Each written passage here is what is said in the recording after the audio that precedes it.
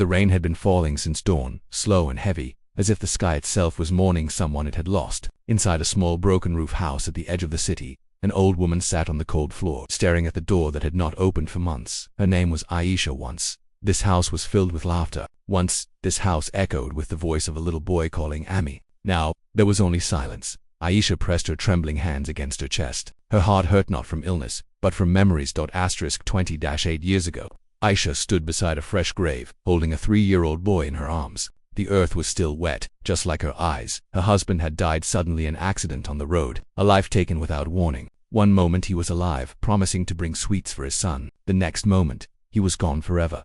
People told her, "You are young, get married again. You can't raise a child alone. This world is cruel to widows." But Aisha looked down at her son's innocent face and whispered softly, "I don't need the world. I only need you, my son." That boy's name was Hamza. From that day on, Aisha made a silent promise to the grave she left behind. "I will become both mother and father to him. I will protect him. I will never let him feel alone." She had no education, no savings, no support. All she had was lavande heartstrong, enough to bleed every day without complaint. Aisha worked in other people's homes, washing dishes, cleaning floors, cooking meals she could never afford to eat herself. Every morning, before the sun rose, she would leave Hamza sleeping on a thin mattress and whisper, "Sleep, my son. One day, you will live a better life than this." She walked miles every day, her feet cracked and bleeding, her back bent under invisible weight. When Hamza asked for milk, she drank water instead. When he needed shoes for school, she stitched her old sandals and kept wearing them. When he was sick, she stayed awake all night, pressing a wet cloth to his forehead, praying silently, "Take my life, Allah, but spare my child." Hamza grew up seeing his mother's tired eyes, but he never understood the depth of her pain. To him, she was just Ami, always there, always smiling, always saying, "I'm fine." Aisha had only one dream: "My son will study, my son will become someone respected, my son will never live this life of humiliation." When Hamza got into college, neighbors mocked her, "A maid's son in college. Why waste money on him? He will leave you one day." Aisha smiled politely, but inside her heart trembled. She sold her bangles, her last memory of marriage, to pay his fees. She skipped meals to buy his books. She hid her illness so he could focus on his studies. And every night, before sleeping, she touched his forehead gently and whispered, "Never forget your mother, Hamza. Never forget who held your hand when the world turned away." Hamza would nod, half asleep, not knowing how heavy those words were. College changed Hamza. He became confident, well-dressed, ambitious, and then he fell in love. Her name was Sarah.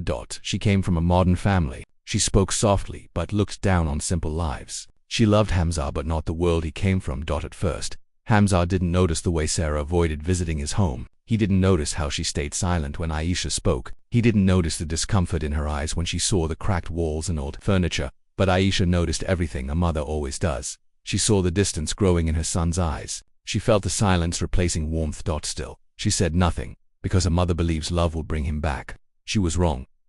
One evening Hamza came home late. He sat across from his mother but didn't meet her eyes. I need to tell you something." Aisha's heart skipped a beat. "Yes, my son, I want to get married." For a moment, her face lit up. "I have been praying for this day." But then Hamza added softly, "Her family they don't want a poor, uneducated mother involved."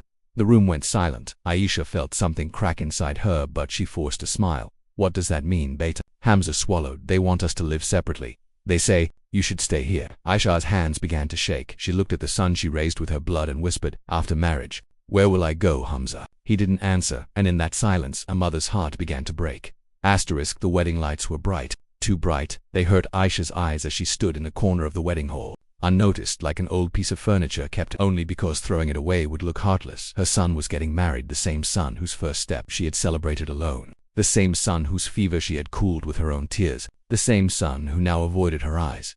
Aisha adjusted her faded shawl, trying to hide the cracks in her hands. Women around her laughed, their jewelry clinking like happiness itself. Their conversations were about dresses, gifts, future plans. No one spoke to her. She searched for Hamza in the crowd. When she finally found him, he was standing beside Sarah, smiling in a way Aisha had not seen in years. That smile did not belong to her anymore. Sarah looked flawless, expensive clothes, perfect makeup, confidence dripping from every movement. When her eyes fell on Aisha, they did not soften, they judged. Aisha lowered her gaze. "Maybe this is what my son needs," she whispered to herself. "Maybe my place is behind him, not beside him." As the nikah was announced, Aisha raised her trembling hands in prayer. "Why, bless my son, even if it means taking him away from me." Her heart screamed, but her lips remained silent when Hamza signed the Nika papers. Sarah smiled brightly. Aisha felt something else sign its name that day to her loneliness. That night, Hamza returned home not alone, but with his new wife. Aisha had cleaned the house until her back ached. She cooked with love, ignoring her fever. She placed the best plates on the table. She wanted Sarah to feel welcomed. Sarah looked around the small house, her lips tightening. "This place is smaller than I imagined," she said quietly. Hamza laughed nervously. "It's just temporary." Aisha felt the words hit her like stones. Temporary. She had lived her entire life here.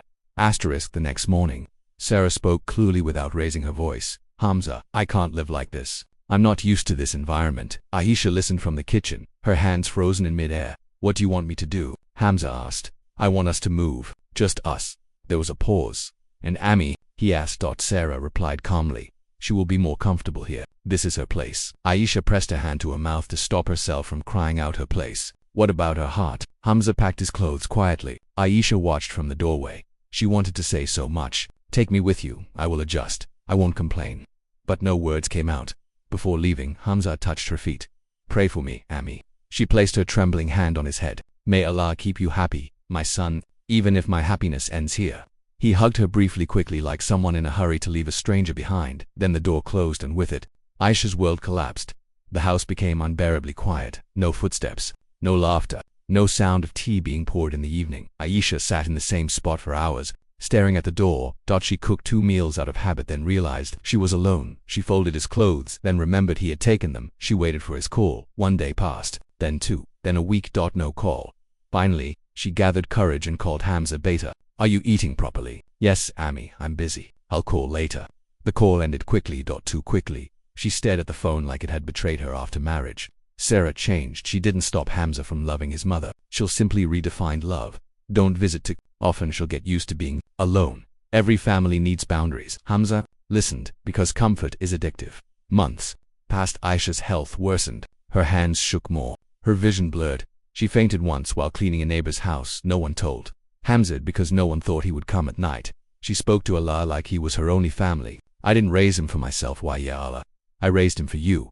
But why does this pain feel like punishment?" One day, Aisha overheard neighbors talking. "Hamza bought a new car. His wife is pregnant.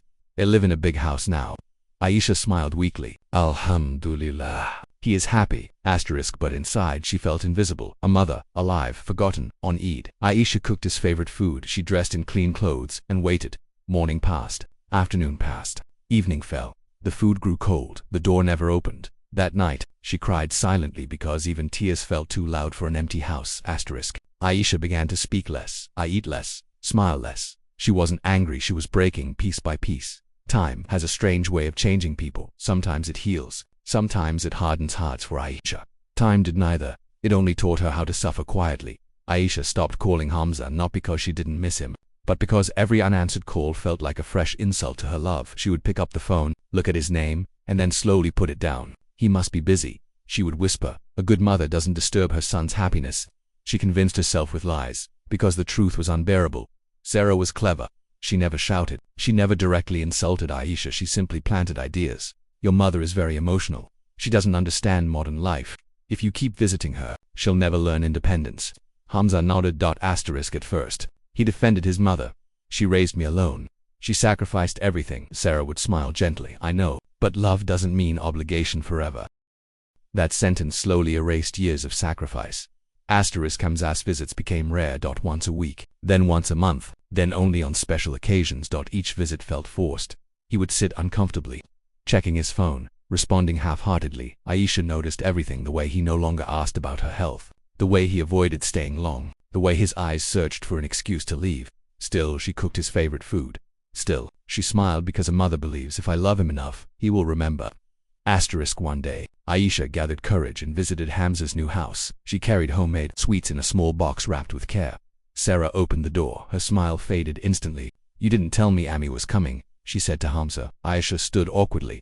"I just wanted to see you, Beta." Sarah looked at the sweets. "These are very oily. Doctors said we should avoid outside food. Aisha felt her chest tighten. She quietly placed the box on the table. "I'll leave then," she said softly. Hamza didn't stop her. That silence was louder than any insult. Ai's health deteriorated rapidly. Her legs swelled. Her breath became short. Her hands shook constantly. Doctors advised respite. How does a woman who worked her entire life suddenly stop? One evening, she collapsed outside a neighbor's house. They rushed her to a small clinic. The doctor shook his head. She needs proper care and family support. Aisha smiled weakly. I have a son, she said. The doctor asked, will he come? Aisha didn't answer. The neighbor finally called Hamza. Your mother is very ill. Hamza paused. Is it serious? She fainted. He looked at Sarah. She sighed. It's probably weakness. Old age brings drama. Hamza hesitated. I'll visit later. Later never came. Aisha lay alone on the hospital bed staring at the ceiling. Every footstep made her heart race. Is that my son? Every door opening filled her with hope. Then disappointment again and again. She whispered to herself, maybe I wasn't a good enough mother. A week later, Hamza finally came, not alone. Sarah came with him. They stood near the bed. Sarah spoke first. Ami, you need to take care of yourself. Hamza has responsibilities now. Responsibilities? Aisha turned to her son. Beta, I just need you sometimes. Hamza looked uncomfortable. Ami, you should understand. My life is different now. Different. That word cut deeper than knives. After that day, Aisha stopped expecting no calls, no visits, no complaints. She accepted her fate quietly because hope hurts more than abandonment. She spent her days praying, her nights crying silently. Hamza's life flourished. Promotion, a child on the way, a comfortable home. He rarely thought about his mother, not because he hated her, but because forgetting was easier. And comfort has a way of silencing guilt. Aisha grew thinner. Her voice weaker. Her neighbors noticed. She talks to herself now. She stares at the door for hours. One neighbor whispered, she's waiting for someone who isn't coming. One night, Aisha looked at her son's childhood photo and asked softly, if I had chosen my comfort over you, would you even exist today? No one answered. Some decisions do not make noise. They don't come with shouting or fighting. They arrive quietly and destroy everything silently.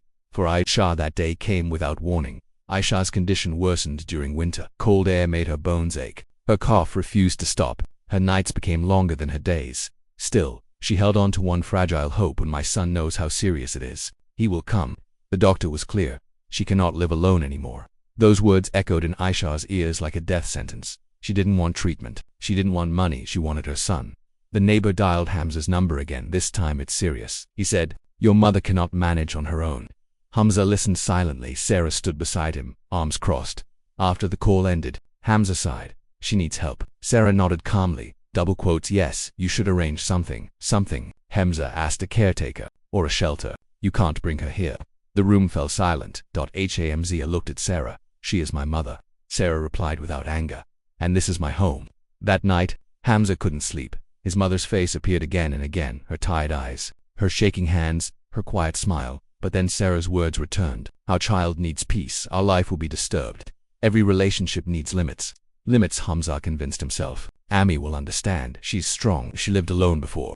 He ignored the truth. She lived alone for him. Hamza finally went to see Aisha. She was sitting near the window, wrapped in an old shawl. Her face lit up when she saw him. You came. He sat down, avoiding her eyes. Amy, we need to talk. A mother knows when bad news is coming. Yes, my son. Hamza spoke slowly. You can't live alone anymore. It's not safe. Aisha nodded. I know. He hesitated. I've arranged a place for you. Her heart jumped. With you? She asked softly. Hamza swallowed. No, not with me. The room went silent. It's a small care home, he continued. They'll take care of you. Aisha stared at him. For old people. He nodded. It's the best solution. Solution, like she was a problem. Aisha's lips trembled. Beta, did I ever feel like a burden to you? Hamza didn't answer. Silence answered for him. Aisha held his hand tightly. Tell me one thing, Hamza, she whispered. When you were small and had fever, did I ever send you to strangers? Hamza pulled his hand back gently. This is different. Different. That word again. Aisha nodded slowly. Okay, just one word. No crying. No begging, because something inside her gave up completely. That night, she packed her few clothes herself. Her hands didn't shake anymore. Her heart had gone numb. The next morning, Hamza came with a car. Aisha stepped outside her house, the house where she had lived her entire life. She looked back. Once. Every wall held a memory. She touched the door. Gently, take care, she whispered. Hamza stood silently. She turned to him. May Allah keep you happy, my son. She didn't say, I forgive you, because forgiveness requires feeling. She had none left. The care home smelled of medicine and loneliness, old faces, empty eyes, broken lives. Aisha sat on the bed quietly. Hamza signed papers. He didn't look back when leaving. Not once. Hamza returned to his warm house. Sarah smiled. You did the right thing. He nodded, but something felt heavy in his chest that night. He heard his mother's voice in his dreams. I never asked for much. just a corner in your life. He woke up sweating, then turned to his sleeping wife and forgot again. Days passed. Aisha stopped looking at the door, stopped hoping, stopped asking Allah why. She prayed only one thing now: let me leave quietly, before my heart breaks again. People whispered, he chose his wife, he abandoned his mother, but Hamza never heard those words. He was too busy living. Some choices create distance, others create irreversible loss. Hamza had crossed that line. And Aisha, she had already lost everything worth losing. Asterisk, the care home had many people but not a single family. For Aisha, every morning there began the same way. With silence, Aisha sat on the narrow bed, her hands folded in her lap. No kitchen to clean, no child to wait for, no door to listen to, just four walls and a small window that showed the sky. The same sky she once prayed under for her son's future. Here, no one asked about her past, because no one cared. She was just another old woman. Her health declined rapidly. She coughed through the nights. Her legs could barely carry her weight. Her chest felt heavy, as if grief itself had settled inside. Doctors changed medicines. Nothing helped. One nurse whispered to another, she has no will left. And they were right. At night, Aisha closed her eyes and returned to the past. Hamza's first day of school, his laughter when she told stories, the way he once said, Ami, I'll never leave you. She smiled softly. Children promise easily. Life teaches them to forget. One afternoon, Aisha asked for paper and pen. Her hand shook as she wrote slowly. My son, I don't blame you. You chose your happiness. I only wish I mattered a little longer. She stopped, folded the paper, then tore it into pieces. Because some pain doesn't deserve words. Hamza's life moved forward quickly. A baby was born. Relatives congratulated him. His house filled with joy. Sarah was happy. Hamza smiled for pictures. But sometimes, late at night, he felt a strange emptiness. He ignored it. One evening, Hamza received a call from an unknown number. This is the care home, the voice said. Your mother's condition is serious. Hamza froze. How serious? He asked. There was a pause. She keeps asking for you. Something twisted in his chest. I'll come tomorrow, he said. Tomorrow. That word had followed his mother all her life. When Hamza finally arrived, Aisha was lying weakly on the bed, her eyes opened slowly. She saw him and smiled. You came, Beta. Her voice was barely a whisper. Hamza sat beside her, guilt burning in his chest. Ami, I'm sorry I didn't come earlier. She shook her head faintly. Don't be sorry, she said. Just sit. That was all she wanted. Hamza looked at her thin arms, her sunken face. This wasn't the woman who raised him. This was what loneliness had done to her. Why didn't you tell me it was this bad? He asked. She smiled weakly. I didn't want to disturb you. Those words shattered him for the first time. Hamza understood. She didn't stop calling because she didn't love him. She stopped calling because she didn't want to burden him. Tears filled his eyes. I should have taken you with me, he whispered. Aisha looked at him gently. Some decisions cannot be undone. Hamza stayed late that night. He held her hand. For the first time in years, Aisha closed her eyes peacefully. I was never angry, she whispered. Just tired. Those were her last clear words. At dawn, the nurse shook Hamza gently. I'm sorry. The sentence didn't finish. It didn't need to. Aisha was gone. Quietly. Without complaint. Hamza stood alone in the room. Her bed was empty. Her pain was over. His had just begun. He remembered every moment he chose comfort over duty. Every call he ignored. Every visit he delayed. At the funeral, people whispered prayers. Hamza stood silently. Sarah stood at a distance. Hamza felt something break inside him, not loudly, permanently. That night, Hamza sat alone. His house felt empty despite being full. He whispered into the darkness, if I had chosen differently, would she still be here? The silence answered him. Some losses do not scream. They sit quietly in the heart and grow heavier with time. Hamza learned this too late. After his mother's burial, Hamza returned to his house, the same walls, the same furniture, the same comfort, yet everything felt unfamiliar. His child cried in the other room. Sarah spoke softly on the phone. Life continued. Only his mother didn't. Hamza sat alone, staring at nothing for the first time. Silence wasn't peaceful. It was suffocating that night. Hamza couldn't sleep. He saw his mother in his dreams, washing dishes with cracked hands, walking miles in worn shoes, smiling while hiding pain. Then he saw himself turning away, choosing ease, calling her strong instead of lonely. He woke up gasping. Ami, he whispered, but the room stayed silent. Days passed. Hamza tried to distract himself with work, but guilt followed him everywhere, in meetings, on the road, in laughter. Every joy reminded him of what he had stolen from his mother, her last years of warmth. One evening, Hamza returned to his old house. The door creaked open. Dust covered everything. He walked inside slowly. Her prayer mat lay folded in the corner. Her old shawl still hung. Behind the door, Hamza collapsed to the floor and cried. Not like a man, like a child who finally understood what he had lost. He remembered all the moments he could have chosen, differently. One more call, one more visit, one more stand against comfort. But life does not rewind. Mothers forgive. Time does not. After Aisha's death, something changed between Hamza and Sarah. She noticed his silence, his distance. "You're different now," she said one night. He looked at her. "I lost my mother," she replied calmly. "Everyone loses parents." That sentence ended something inside him. Hamza finally understood. Choosing a wife does not mean abandoning a mother, but he had done exactly that, not by cruelty, but by silence, by delay, by convenience. Hamza started visiting the care home. He saw other mothers waiting, watching doors, losing hope. He helped where he could, but charity could not erase guilt. Nothing could. One night, Hamza held his son close. He whispered, "Never leave your mother alone." Even when life gets busy, tears fell onto the child's blanket. This was the only inheritance he could offer. A warning. Hamza learned a truth. No one teaches early enough. A mother doesn't need luxury. She doesn't need comfort. She needs presence. And when presence is denied, regret becomes permanent. Years later, Hamza stood at his mother's grave. He placed flowers. Gently, "I'm sorry," he whispered. The wind moved softly, but forgiveness never answered, because some apologies arrive after the heart has stopped listening. He chose his wife. He didn't think he was abandoning his mother. But abandonment doesn't always look like hatred. Sometimes it looks like comfort, silence, and delay.